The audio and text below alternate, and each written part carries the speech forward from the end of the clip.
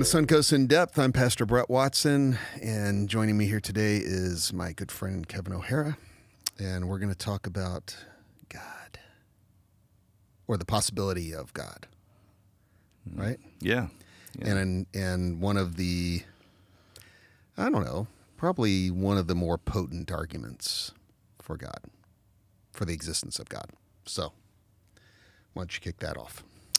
Well, we've talked about this topic many, many times, and it's the argument for God through design. And so what we mean by that, and what most people mean by it when they talk about it, is that when we look out at the universe and we look at the laws of physics that govern our universe, what modern science has revealed is that those laws seem to be very, very finely tuned. In fact, that's typically the name of the argument, the fine-tuning argument for the existence of God. Right.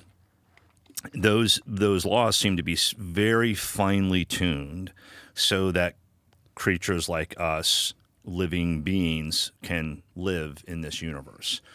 And so what people say is, well, that is evidence for a creator, because it appears as though that fine-tuning seems to suggest that there must have been someone, designing this. So if you all sorts of analogies, but, if you want to, like putting a satellite into orbit, let's say, if you want to put a satellite into orbit, you have to fire rockets, and it has to get up high enough, and it has to have enough velocity so that the gravitational pull of the Earth keeps it in a circle around the Earth.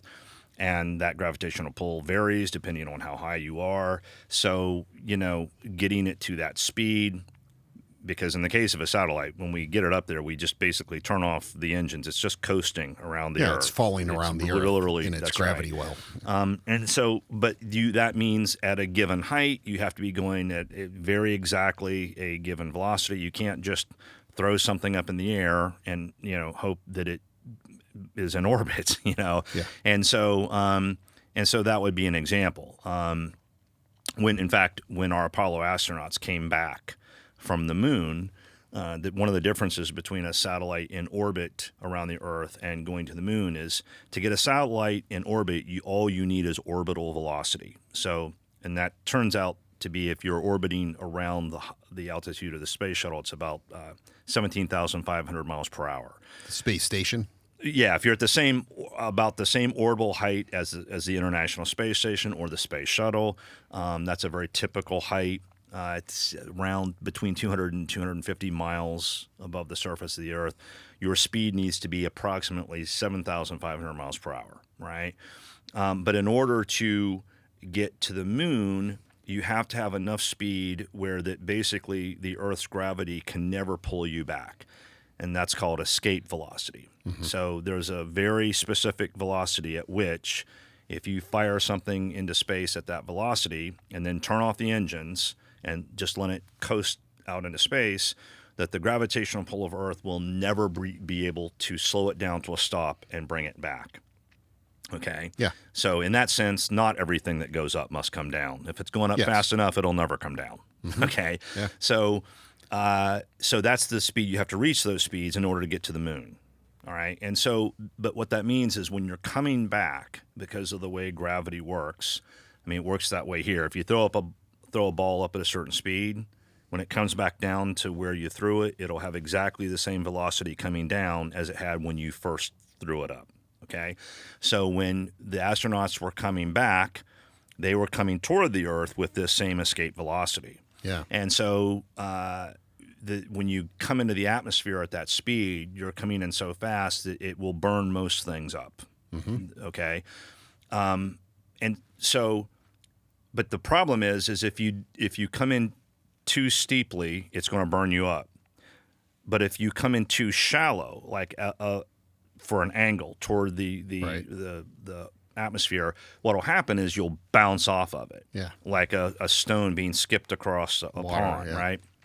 And the danger was for those astronauts, one of the most horrifying thoughts was, if we come in too shallow, and they skip off the atmosphere, at that point they have no fuel left, and they will skip off with escape velocity. So that means that they would start heading out into deep space forever and ever. There'd be no way to get them, no way to bring them back, and they would just Die, right? And we would have radio contact with them for days and days Yeah. as they died of hunger or that would have thirst been and horrible. freezing to death, and that would have been just a nightmare for the nation. And so you have to come in at exactly the right angle, right? And at that angle, the amount of play that you have in that angle is about the width of like a piece of paper. Wow.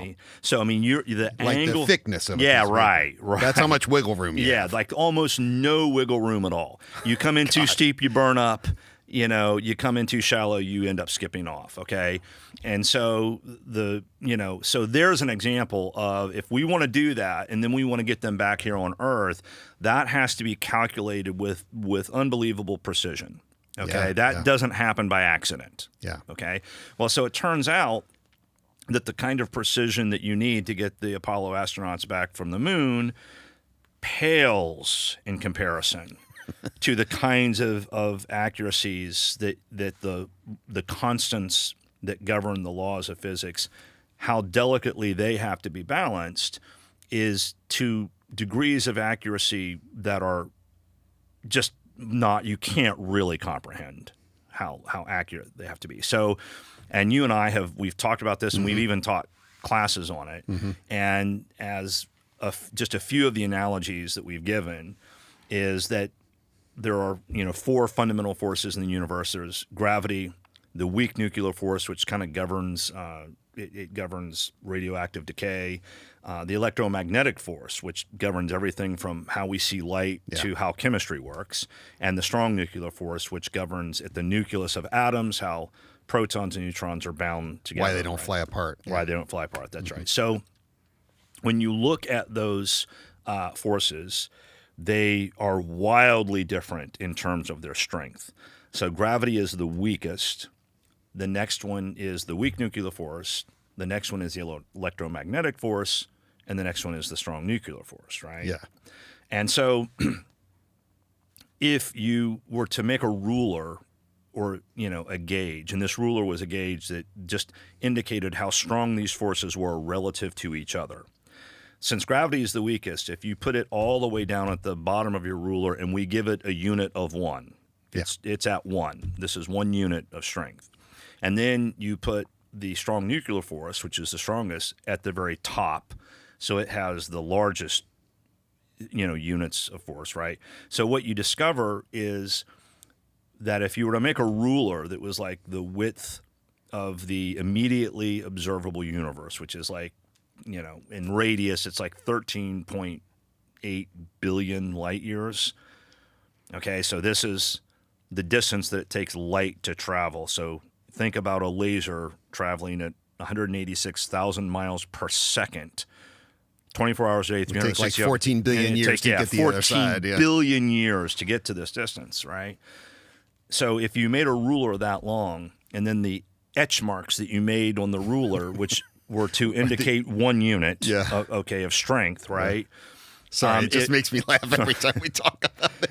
If those etch marks were the width of a proton in an atom, okay, and you stretch this ruler all the way across that immediately observable universe at 13.8 billion light years, and you put gravity at 1 unit, so at 1 proton from 0, and then all the way on the other side of that ruler at 13.8 billion light years is the strong nuclear force. Yeah. Okay, and then in between, at differing places, would be you'd have the weak nuclear force and then the electromagnetic force. Right. So it turns out, if you ask the question, how much could you vary? How much wiggle room do you have? How much wiggle room do you have? Yeah. If you could vary the strength of those forces on that scale, like how much could you move them? Like if you had a giant dial. Right. And you could just move and those, each tick right? mark is the width of a proton. Right. Yeah. Right. So it turns out that with gravity, you can't move it even one proton. You can't move it. I mean, that One unit of measurement. One unit, Yeah. because if you did, that would double its strength. Yeah. And it turns out that just gravity alone, if you just look at it by itself, that gravity relative to the speed of light, because there's a balance between those two, has to be unbelievably finely tuned to have the strength that it has in order for our The universe to work the way it right. does. So these constants basically can't be moved almost, I mean, relative to the scale that they're on. They can't even be changed. Gravity can't be changed basically at all. The other ones can't be changed, like not even 1%. Okay, so there's almost no wiggle room in this massive scale. Like you can't move them at all. Because if you do, for example, if you change the force of electromagnetism at all, if you make it just a little bit stronger, right, chemical reactions that bind things together would be so powerful that we would have huge molecules binding together much more readily, and they would not break apart nearly as easily. And so just like the process of, like, let's say, digestion and breaking down food just wouldn't work. Yeah. Just wouldn't work, okay? If it was just a little bit weaker, well, then you couldn't have anything but hydrogen in the universe. So none of the complex molecules that we have for DNA and things like that, none of that could exist if the electromagnetic force was just a tiny bit weaker than it is, right? So that's the kind of fine-tuning that we're talking about. In the case of gravity, when you look at the ratio between gravity, the strength of gravity in our universe, and the speed of light, it turns out that that's a ratio. And that ratio, how finely tuned does that ratio have to be? Well, it turns out that it's so finely tuned that it would be likened to shooting a bullet at a target the size of a quarter on the other side of the universe we just talked about, and hitting it. Yeah. Okay, you'd have to hit the target. I mean, that's how finely tuned gravity has to be with the speed of light. So Paul Davies, physicist Paul Davies, talks about this in his book. I can't remember the name of it. But anyway, you can look it up. So and there's just many, many more. That's just a few examples of how delicately, finely tuned these laws have to be in order for the universe to exist in such a way that anything like life, like us, could be here. Yeah. So that's all. I don't know why, but it makes me laugh almost as much as when we talk about the possibility of eternal torment for those who sin. Yeah, like an eternal hell. It seems very like, what's the point? Yeah. But is the argument that comes from DNA, does it also, in your opinion, fall into the category of or does it fall into the design argument? So the argument goes something like this: DNA is a set of codes, and it spells out basically it's the instruction manual for whatever living thing that has that DNA, right? And because it is a code that's put together, it is then like language. Right. And language is always associated with intelligence. Would that fall into the same, not the fine tuning, I guess, but, well, in order to have a universe where DNA is possible, that's how it's connected to fine tuning. But the intelligent design argument seems to fall back on that a lot. It does, yeah. In fact, most intelligent design people will talk about, that's the second thing they talk about. So they'll talk about the fine-tuning argument for the universe as a whole, but then they'll say, and hey, look at the fine-tuning that seems to have to take place here in biology. Now, I will say that, I'm not nearly as convinced by those arguments as I am the ones for the universe as a whole. Why? Me, well, for several reasons. Okay, so let me see if I can spell this out. So, when at the beginning of the universe, what we call the Big Bang, which there's a great deal of evidence that the universe, in some sense, had a beginning that we call the Big Bang. Okay. Despite all the clickbait that you see. Yeah, right. Now, that does not mean.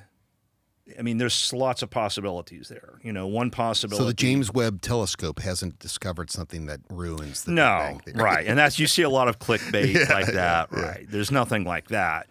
There are Scientists are terrified. Yeah, none of that is true, right? Yeah. However, I mean, what it has done, what it has legitimately done, is it has said, that our conventional understanding, what we thought we understood about the moment of the Big Bang and certain aspects of it. Not so much the Big Bang, not so much as that beginning moment. In fact, oddly enough, what we know about that seems pretty solid, but we can only go back to a certain point in time, and it turns out to be about 10 to the power of negative 43 of a second. Okay, we can push back that far. Okay, so we are talking Good about Lord. Right. I didn't know it was that far. Yeah, so we're talking about. Are you getting down to where? I'm just curious. Like, so when you go that far back, right, in the calculations, does that bring the universe to a place of like size comparisons? Like it'd be at the quantum level at that point? Yes, it would. Right. Okay. So I mean, where that just so people viewing, if they want to know where that number comes from.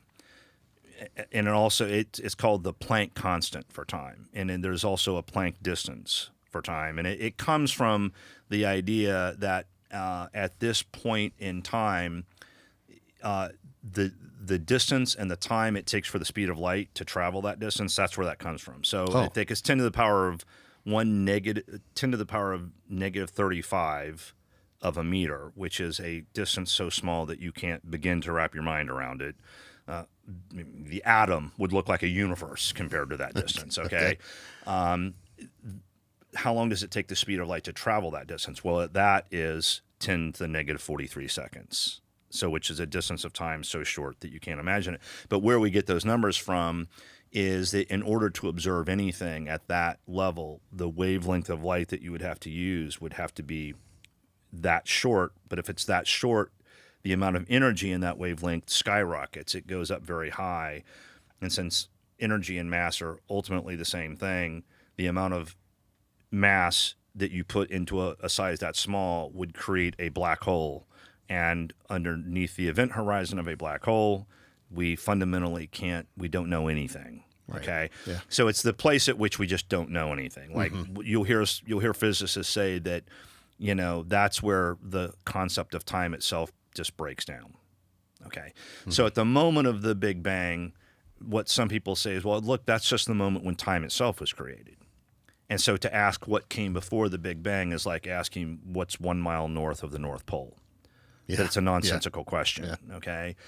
That seems a little unsatisfying to me, to be honest with you. But there's also just the possibility that what that arose out of was that it arose out of some sort of higher dimensional space, which itself has existed prior to that. Okay. So things like that, we don't know. Okay.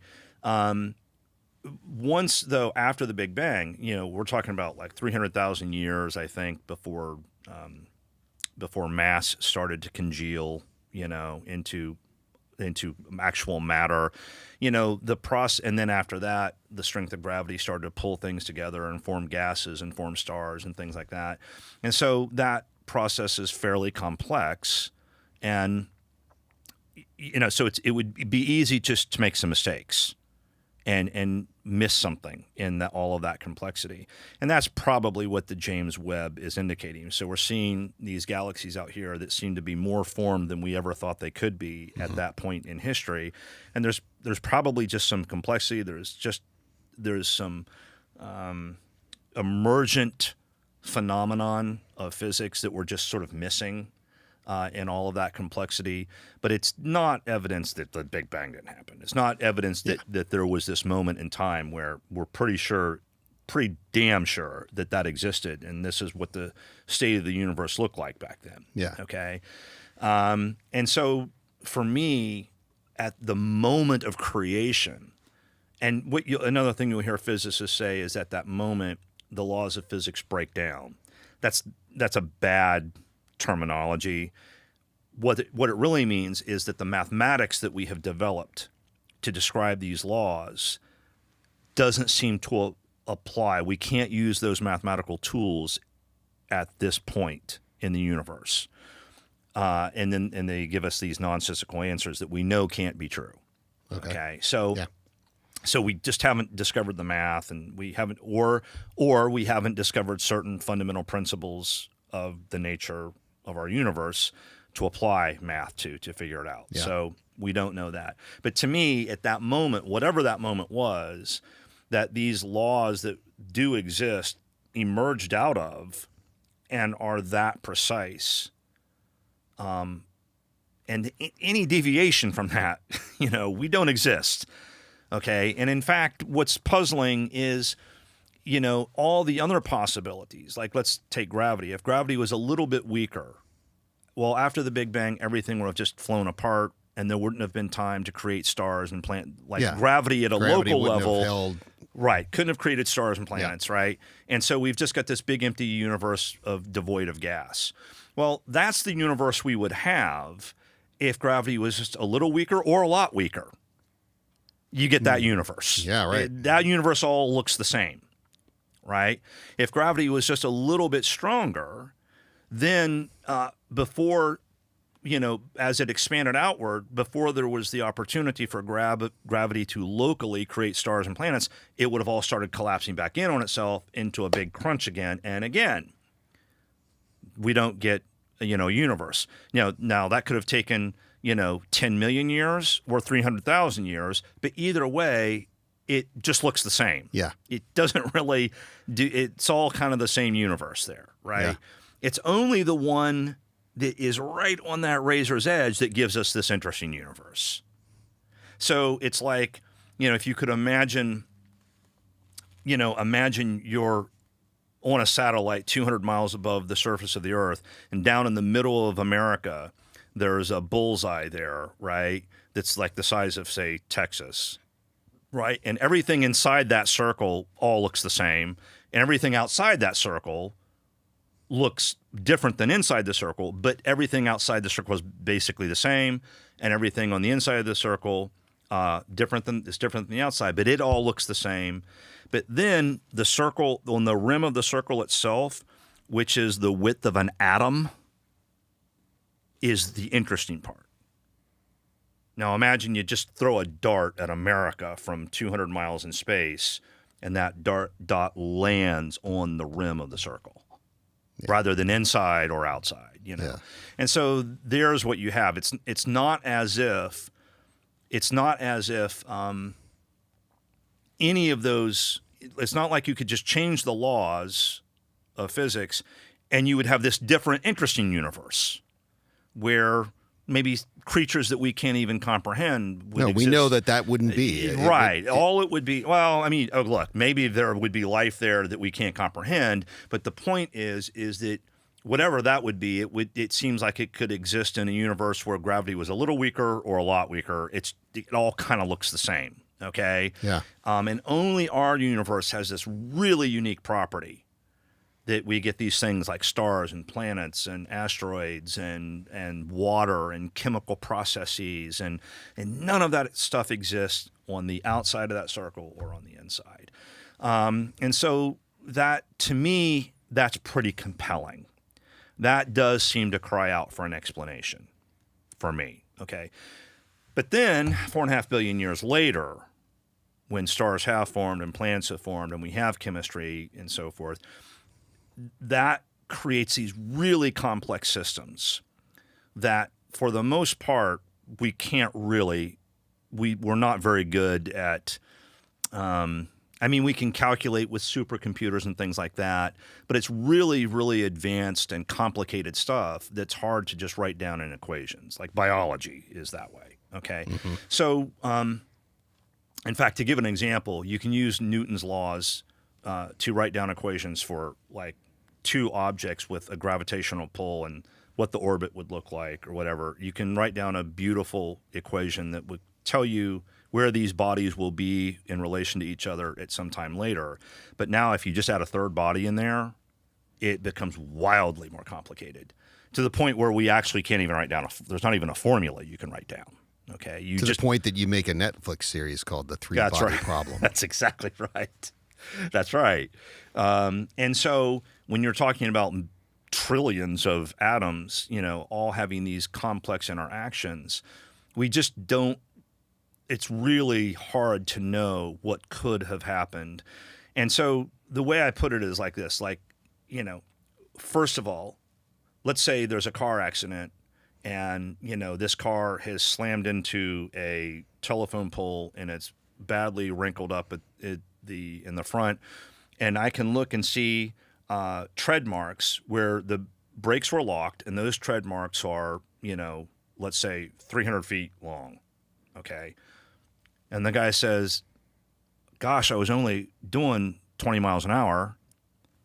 Okay, I know he's lying. Yeah. Okay, because any fool would know that he's lying. But in my case, just with my education, I could literally, given the weight of the car and the coefficient of kinetic friction between the tires and the concrete, I could calculate with precision exactly how fast he was going when he put on the brakes. Okay, so I don't have to have been there to know what happened. Yeah. Because of the evidence there and because I know how the laws of physics works, right? Mm-hmm.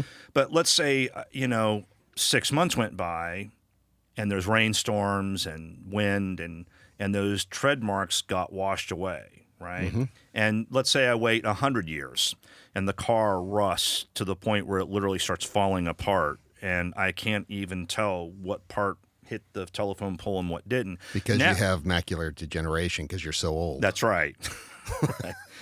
Even if I have a big magnifying glass. So now the evidence has been lost to me because of time. Time has begun to erase the evidence, mm-hmm. okay? So there's that. Then there is just the possibility of really,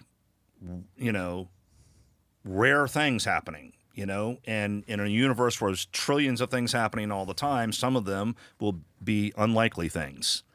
Rare things happen all the time. When you have enough people together and they all play the lottery, somebody wins. Yeah. Okay. Lottery doesn't work in a village of 100 people. The rarest thing would be if nothing rare ever happened. That's right. Yeah. Right. So if you're walking through, if it's 1950 and for the first time you're looking at the Amazon rainforest and suddenly you find a Model T perched up in a tree somewhere, you might think, how the hell did that happen? Was some American in the 1930s come over here? Maybe they came over and they were in a Model T and a tornado hit and grabbed this Model T and threw up in the air and they were on a cliff or a mountainside and it landed it down in the Amazon jungle and it's been here ever since. Maybe. But who knows how it got there, right? Yeah. Right? But you probably wouldn't think that, if the local tribe said, some deity put it there, you probably wouldn't believe them. Yeah. Okay. Something really unlikely happened, mm-hmm. But something natural happened. Okay. So this is how I look at the origins of life. So when we look at the origins of life, yes, it does look damn near impossible, like a Model T just being at the top of a tree in the middle of the rainforest in 1950. Even more unlikely. Much more unlikely. Mm-hmm. It looks, we don't know how that could have happened. We don't know how the first cell could have formed because it's very complicated, right? But, the first cell formed about 3.5 billion years ago. So we don't have any evidence to look at. The evidence has all been erased. In fact, it's entirely possible that the laws of chemistry that were at work at that time on the surface of the Earth, that those conditions have completely changed now. They don't exist there now. And it would be impossible under the conditions we now have on the surface of the Earth for any of that to have happened. So it looks impossible to us. And so there's that. There's the possibility that very unlikely things could have happened. Okay, that maybe if you ran the history of Earth through 1,000 times, it wouldn't have happened, and there would be no life on Earth. But something rare happened, And, given the fact that there are trillions of star systems in our universe, maybe we're one in a billion where this thing happens that creates this repeating molecule. So, the fact that it happened 3.5 billion years ago, the fact that it's unbelievably complex, and the fact that just something very rare could have happened, to me is all just an indication that we just don't know what happened. Mm-hmm. And the fact that it looks impossible or looks difficult does not mean that it is. So to me, when intelligent design people say, hey, the origins of life and some of the other things that have happened very early on look hard, look impossible, that's not very compelling to me. We don't have the evidence because so much time has passed. And interestingly enough, all of the things that they cite, so like Michael Behe wrote a book called Darwin's Black Box, where he says some of the evolutionary things, like blood clotting, for example, how did that happen? Because you have to have like 27 proteins before it happens, and if you're at 23, it doesn't happen, but you have to metabolize for those proteins, which would be a survival disadvantage for an organism, creating it. But we just don't know.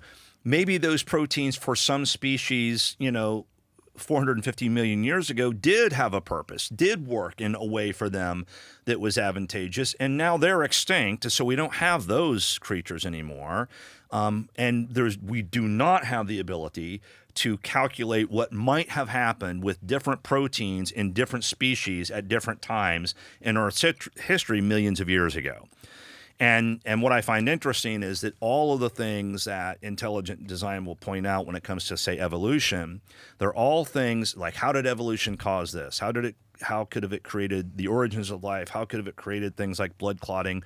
All of the things they point to are hundreds of millions of years in the past. Like, it's nothing that's, how did evolution do this a million years ago or 5 million years ago? It's all like 450 million years ago, something that would have evolved back then when there's just no evidence left. There's no way to have calculated it, and it looks complicated, and we don't understand how it could have happened. Yeah. But to me, it's obvious why we don't know. We don't have the evidence left. So those arguments to me are not nearly as compelling. So why don't all those arguments that you have against intelligent design be an argument for, biological intelligent design? Right. Why don't they apply to the fine tuning of the universe? Because before the beginning of the universe, you can't even really say that you even have the laws. So there's nothing you can point to at the origin of the universe to say, hey, the laws should have been this. The tuning of these laws of nature should have been such that this is what they have to be. Right. So looking at the fine tuning of the universe, the argument boils down to more fundamental things. Right. It's much more fundamental. Whereas, with complexity of life and things like that, there's tons of examples that we can point to all of the time that were really counterintuitive, and would have looked one way. I mean, just evolution itself, giving the appearance of design. So Paley's argument was, look, if you find a fine Swiss watch laying in the desert, you don't believe that wind and rain, magically put it together. You think, hey, there's a watchmaker here somewhere. Yeah, the teleological. Right. But the fact is that we have discovered that, yes, evolution can create the appearance of design, a very fine design, and it can do so very naturally. Who's the guy that's he's actually a devout Christian, but he's a professor of theoretical physics, I think, but was raised by two biologists. He's South African. Oh, yeah, I can't remember that guy's name. Yeah. He's a good guy to listen to if you want to hear. Right, and he's one. And he's a Christian. He's a Christian, but he argues against. He argues against intelligent design, or Michael Behe's version of that. That's right. Yeah. Yes, he does. Yeah. Well, he's the reason he says that is because one of Michael Behe's evidences, if you will, was the flagellum. Flagellum, yeah. Right. And if you look at it, under an electron microscope, it's a single-celled organism that has this little tail that spins like a propeller. And there's gears. And there's, on the inside, there's like these molecular gears, and it's like unbelievably designed. And so you look at that and you say, how the hell could evolution have brought that about? Yeah. And the reason, and he gives a specific reason. It's not just, well, it looks impossible. What he says is, evolution can bring about really complex things, provided that every step along of the way it aids in survival, because that's the engine of evolution, is that if an organism can survive better because of this adaptation, it will hold on to that adaptation and it'll pass it along, right? Yeah. But he says the problem is if he calls it irreducible complexity. Mm-hmm. If it's complex enough where that there's no way it could have come about through one single evolutionary step, but that you don't get the advantage, that you don't get the evolutionary advantage of this apparatus unless it's all there.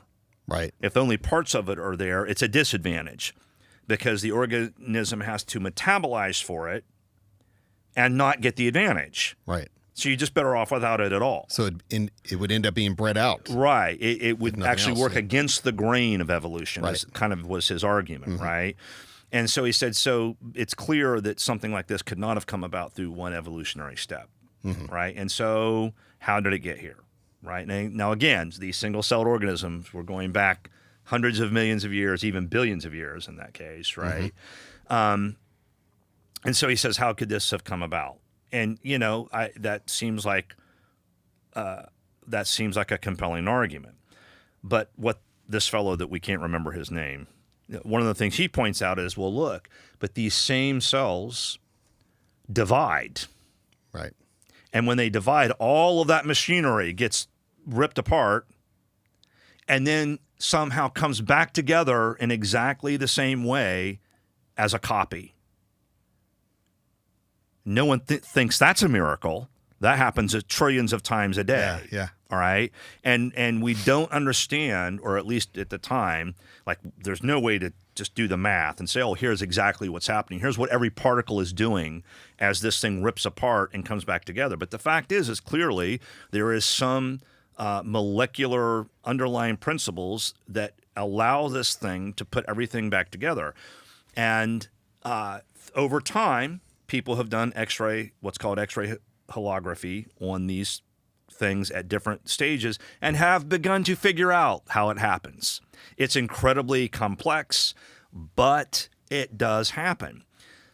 And because it's very complex, sometimes it doesn't work perfectly and it fails, right? But most of the time it works. And so when you look at something like that, you say, oh, yeah, it's really complex, and here's how it can work naturally, but sometimes it fails. That does not seem like there's a God making it happen, right? And so the point that he is making there is, look, the way a single-celled organism came about in the first place, or the way a repeating molecule that could, vary over time or have mutations, we just don't. It's very complex, and we just don't know how it came about, and we don't have the evidence because it was so long ago. And it could have been something that is very rare, that hardly ever happens, but it happened on Earth. And so to me, I agree with that. I just don't think that's nearly as mysterious as the beginning of the universe. Yeah. All right. It's good stuff. Yeah. So why are you an atheist? Just kidding. All right. Well, thanks, man. Yeah. So we could talk about a lot of things. Yeah. So, I mean, there are, and people will give arguments against the design art. They'll say, well, why did God make it so hard? And we talked about that. And, you might just say a few words about the demiurge, the theological idea of the... Yeah, so the idea of the demiurge comes from Christian Gnosticism, which is a sect of, that broke away from what we consider orthodoxy, whatever the hell that is. And it basically says, well, looking at the evidence of the Old Testament, it seems that what's happened and what conveniently explains the state of our existence in so many ways is that the God that created the physical universe is either a malevolent being or a being that wanted to be a god and created the physical universe, but screwed up. Yeah, right. Okay, and that Jesus is the manifestation, is the human manifestation of the true God coming to fix the mess. Right. So that's the concept of the demiurge. Right. But right. So, and that just kind of lends itself to, the idea that that would involve then some sort of intelligence creating the universe, and saying, okay, here's how things have to be. But the point is it can be very, very different than the traditional religions of our day. Mm-hmm. It was a sect that existed for a short time in the days of Jesus and shortly after. Well, there are variations of it that still exist, but yeah. Sure. But, the point is, and just in terms of a broader conversation, I would be interested to know, even for theologians and philosophers, and at what point do we say, okay, the sort of in these investigations, if we want to try and understand, where we came from, these really profound questions, why are we here, and so forth, at what point do we say, okay, well, empirical evidence, things that we can all see and measure with our own, so in other words, science, what role should that actually play? So you can look at the universe and say, well, it looks very designed. I mean, everyone admits that. Everyone who has studied it, every physicist I know admits it definitely looks designed. Okay. Yeah. But maybe it's not, and there's all kinds of... Right, but the argument for it not being designed, they fall back on multiverse, right, and an infinite number of universes that are created, and so it's inevitable that one like ours would, in fact, an infinite number of ours would. And that, and in fairness, I mean, when they start saying that, I mean, they are talking about something that is not empirical. Right. I mean, so there's a very real sense in which that is not empirical. So you can't really say that's a part of our scientific that's fair. body of knowledge. I mean, you can speculate from a scientific perspective. You can speculate based on some things, but it's not like we've performed an experiment that shows that that there's a multiverse. But I guess the question I'm wondering, that I'm having is,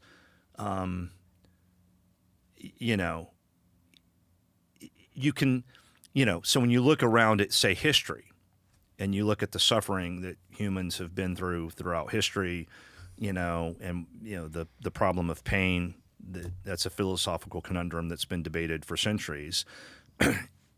And the reason we debate it is because we know that happened. So we can look at our history, and through various means, we can know things that happened. And so that's empirical. Okay, we know that the French Revolution happened, and we know that people, were starving to death in the streets, and that the church even organized massive prayer sessions to end this famine, and it didn't work, didn't end it, And so then it seems like, okay, well, you have to answer the question then, well, why didn't it end it? Well, where was God? How could God look upon his creation, his children, watch them, suffer, and then do nothing? Yeah. And you and I have talked about that many times. And so it just seems like no matter what you do... And you can come up with good answers for that. You can come up with answers. Maybe it's not fair to call them answers, but you can speculative answers. Yes. Yeah, so you can come up with speculative answers. Things that make sense. Why a God might allow that to happen. But as we were just discussing a little earlier, in our past, when you and I worked together as pastors, and we did that, so you can come up with these answers, but almost inevitably those answers, if they're based on, on sound logic, based on empirical evidence, things that we know happen, things that we know are true, and sound logic, almost inevitably it forces you to let go of other beliefs that your traditional faith has held. Yes. And so to me, it seemed like we made progress when we did that, you know? So is the answer that the only way to know something about deity or about God that we might want to base a religion on is the only way to know anything, you know, through empirical observation, which by empirical, I mean it's shareable. You got to define that. Right. Yeah. So empirical means shareable. Mm-hmm. We can both look at the evidence. To some degree, measurable usually is what science usually means. Like you can somehow quantify the evidence. Okay. So shareable and measurable and repeatable is the last one. Mm-hmm. So, you know, every time I let go of this hammer, you and I and everybody else, whoever wants to watch, can see it fall. Yeah. And it happens every single time. And when it happens every single time, it does so in exactly the same way, in the sense that it accelerates toward the ground exactly the same. And we can prove that by using a stopwatch and measuring how far it falls, all that, right? So that is empirical evidence, right? But is that the only evidence that we have? No. And so that I would be interested, because this design argument is just, you know, I will agree that it's compelling, that it does seem like, you know, you would have to argue, hey, isn't there maybe something like an intelligence that made sure that those parameters were tuned as finely as they are? But then if you want to talk about more than that, what do you do? And what can we say is evidence that's not empirical? Yeah. Well, that's why I say you can have non-empirical evidence in the way of personal experience here, personal experience there, personal experience here. It's not the same as empirical. I'm trying to think of why that is, but let's say for near-death experiences, we have thousands and thousands and thousands of documented near-death experiences, and they share a lot in common. Right. An odd number of things in common. Odd meaning it seems odd.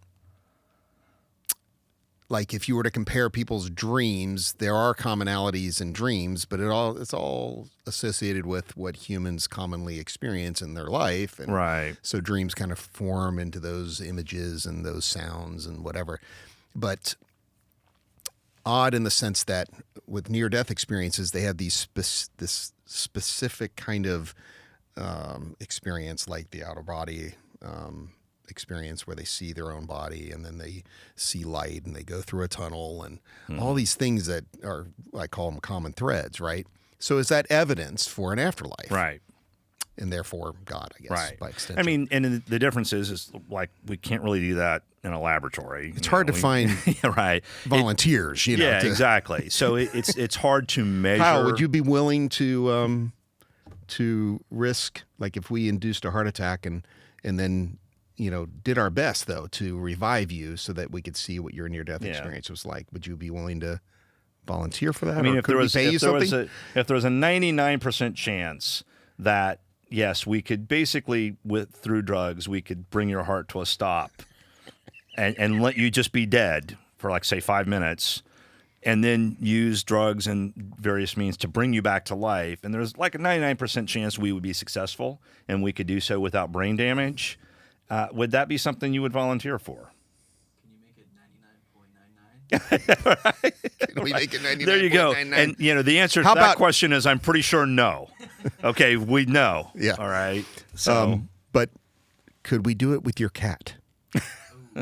This is related to another podcast we did. Yeah. The problem is that the cat can't report anything. Right. So I mean, now there's an example where, you know, it's like, yeah, sure, this happens a lot, but it's very hard to quantify. It's not like you can ethically do it in a laboratory setting. Right. You can, you know, so, but yeah, I mean, so it's empirical in the sense that it's going to be okay. I have the paddles right here. It's going to be all right. So we know what happens, and yes, it's very similar, but, you know, people argue all sorts of things, like maybe it's oxygen deprivation and whatever. I mean, probably to me, the strongest evidence that can't really be said to be empirical because it's not in a controlled setting or whatever, is the fact that people are able to report things that happened in the world around them while they were dead that Yes. it can be verified. Yeah. Okay. To me, it wouldn't matter what they saw if nothing could verify. I'm glad you brought that up because Yeah. I didn't mention Yeah. that. But yes, that's where the strongest.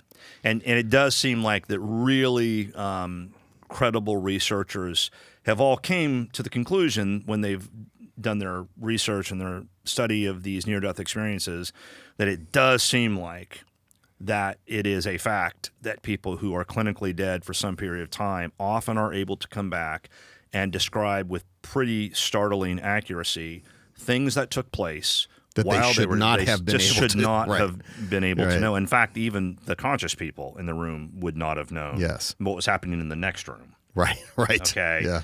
And so that, to me, yes, I have to say that that's something that does not meet the criteria of what I would say is scientific empirical evidence. It doesn't meet the Right. criteria, but is it evidence on some level? To me, yeah. I mean, that seems like you have to at least consider that, Yeah. And Otherwise, you run the risk of not seeing things that are worth seeing. Right.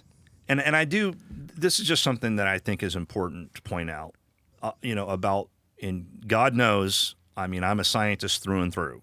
I mean, I think it's got to at least be the gatekeeper. I agree. It's got to be the gatekeeper for everything Yeah. that we say we believe is true, but let me just point out like where there might be a shortcoming. So like when we say empirical, okay, so we mean shareable, repeatable and measurable. Mm-hmm. That's typically the three things that kind of have to be there, right? Yeah. But if you imagine that you and I or humans 1,000 years from now, we go to another planet, we have the technology, and we come to this planet where that there are these very intelligent creatures there that we even learn to communicate with, but these creatures evolve to be more like bats here on Earth. Yeah. So they have wings, they can fly, Yeah. but they're very intelligent, like us, but they've never had sight, Mm-hmm. but they do have an echolocation system. Yeah. Okay, so they can track a moth flying through the air better than we can with our eyes, Yes. okay? But they can't see the star that we're That's pointing to. right. They can't see stars. Yeah. And for them, as they fly, because when you get to a certain altitude, the air gets thin enough, they just can't fly any higher. Yeah. And so when they're flying in pairs or there's other people, like they get up, they maybe even have contests, who can get the highest above the ground. But they all get to a point where this is it. It's like, we Yep. can't get any higher. The best of us can't, So when you're at that height, you never, send your echolocation up and anything ever comes back. Right. Because there's never anything above you. So in their minds, this is some sort of void Yeah. up there. Okay. And so we come along in our spaceship and we land and we say, oh, no. We come from above you. Yeah. That's how we, Yeah. and they say, no, you didn't. There's There is nothing there. There is nothing above us. Right. Because it's nothing they can observe. Exactly. And then the question would be how would we prove to them Yeah. that we do come from a place called a star, another star system? How would we ever be able to prove to them? And we would know with certainty. Yeah. We would know with absolute certainty that we came from another star system. But they would not only not know it, but for them, it would seem like, okay, you're lying to me. There is nothing above a certain altitude. This is the whole universe. It's all that there is. Right. And you can even imagine that they would have religions, Yeah. based around that, So just that points out the fact that when we talk about empirical evidence, there is like this assumption that the other intelligent creature basically has the same faculties. Right. Yeah. Okay. And so what faculties are we missing? Exactly. Yeah. Right. And so we can look at this screen and say it's blue, but a person who's been blind from birth Has no doesn't idea even what have we're a talking about. concept of Right. color. Yeah. Right. We know with certain that this thing called color exists. Mm-hmm. Every sighted person knows with certainty, okay, Yeah. that this thing called color exists. And we've even done scientific studies. We know the wavelengths of light, and we can share that with each other and we can do calculations. But a person who's been blind from birth is just completely ignorant to anything we're even talking about. Yes. So it's not shareable with them. No. It's not empirical for them. They basically have to take our So this is word. the kind of the short-sightedness, pun intended, of the scientific method. In that all we have is our senses. Yeah. Yeah. And it does admit that. So it does, sure. It does admit that. Absolutely admits that. And in fact, it says that's why we've made things like telescopes and, to enhance how far we can see. Electron microscopes Right, and- exactly. But the simple reality is that while, I am a huge defender of empirical evidence and the need for it, there are limits to what we can understand about reality based on that. And so, what a religious person, let's say, could argue is they could say, well, look, I just have this connection with the divine that you just don't have. In other words, I have eyes, and Jesus used the phrase, if you have eyes to see and ears to hear. Right. And so maybe they could say, well, I just have eyes to see. I have a sense, I have a connection with reality that you just lack. It's like, for me, it's like you lack this sense, right? But that wouldn't change, if they said things that were logically incoherent, then we would know that can't be true. Right. And my experience is that people who make those kinds of claims do that all the time. Yes. They say things that are logically incoherent and So science should be the gatekeeper. right. Yeah. So we strayed off of the Yeah, but argument a little bit, but right. I think it's connected because at the end of the day, what we are talking about are philosophical arguments for the existence of God based on what we can see with empirical evidence. Yeah. And I think much of faith and religion is based on things that are not empirical in the strictest sense. yes. And I think it's a And it little could do a better job with the things that are non-empirical. I agree. I think that we need to using find logic. ways, right, to say how can we judge things that can't meet the standard of empirical in the scientific sense. Because to say that nothing that can meet the criteria of empirical evidence from a strictly scientific standpoint Should just be thrown out. should be just thrown out, right? Yeah, that that seems would be- to me almost absurd. Yeah. Yeah. So, All right. Good talk. yeah. Thanks for watching.